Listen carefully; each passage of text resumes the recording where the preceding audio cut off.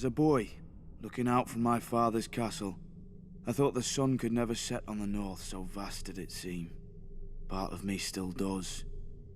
The north is by far the largest of the 7 kingdoms, and can fit the other 6 inside it. Not that the others care. Cold and damp, that's how the southerners see the north. But without the cold, a man can't appreciate the fire in his hearth. Without the rain, a man can't appreciate the roof over his head. Let the south have its sun, flowers and affectations.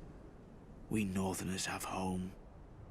Mine was once Winterfell, the ancient seat of my father's family, House Stark, who have ruled the north since the first men and were once the kings of winter. Growing up, Lady Catelyn made sure I knew I wasn't a Stark, no matter how much blood I shared with her true-born children.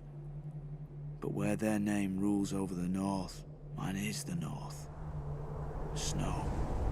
Our land stretches from the wall down to the neck, a narrow land that divides us from the rest of Westeros. Legend has it that the children of the forest flooded it in their war against the first men. If that's true, every Northman owes them a debt of gratitude. The swamps of the neck are as good as the wall for keeping out unwelcome armies. And if the swamps don't deter you, the Crannog men should. Small, shy people who rarely leave those swamps, and who follow House Reed, the gatekeepers of the north, and among the most important and loyal bannermen of House Stark. Also a bit strange. I heard their oath of fealty once as a child. It's like no other lords, ancient and dark. They swear by earth and water, by bronze and iron, and by ice and fire. Where House Reed holds the gate to the north, House Manderley holds the port, White Harbour, the closest thing to a southern city we have, governed by the closest thing to a southern family we have. Generations ago, the Manderleys were driven from the Reach, but the Starks gave them their land in return for fealty. Now White Harbour is the richest city of the north, and the Manderleys the richest family. Not in gold and silver like their southern counterparts, but in fish, grain, and trade. As for the other great northern houses, the Starks brought them into the fold during the Age of Heroes. A Stark wrestled an Ironborn for Bear Island and gave it to the Mormonts. A Stark granted a keep and land to a younger son, Carlon, in return for putting down a rebellion. His family then grew up into the Karstarks.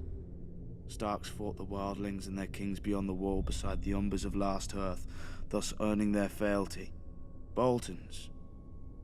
Back then they were the bane of the North. A few were even rumoured to wear their enemies' flayed skins as cloaks. But after centuries of war, they too bent the knee. And so House Stark became the kings in the North, but never forgot that they weren't the North. When Aegon and his dragons landed on Westeros, the kings of the Rock and the Reach sent all their men to die to defend their crowns. Torrhen Stark knelt, to spare his people the same fate. He placed duty above pride, just as my brothers in the Night's Watch had done for thousands of years at the Wall. Many think of it as the end of the world, but it's not. I've seen how the land stretches much farther than any man knows, into the land of always winter where the White Walkers came from during the long night. After the first men and the children of the forest beat them back, Brandon the Builder raised the wall and set up the Night's Watch to guard the realms of men. He gave us our oath, our castles and the gift, the lands behind the wall whose farmers and crops sustain us. Southerners may now mock my black brothers as thieves, rapers and worse, and not without cause. But the North remembers why we are there, and if we fall, the South will get a very harsh and very cold reminder.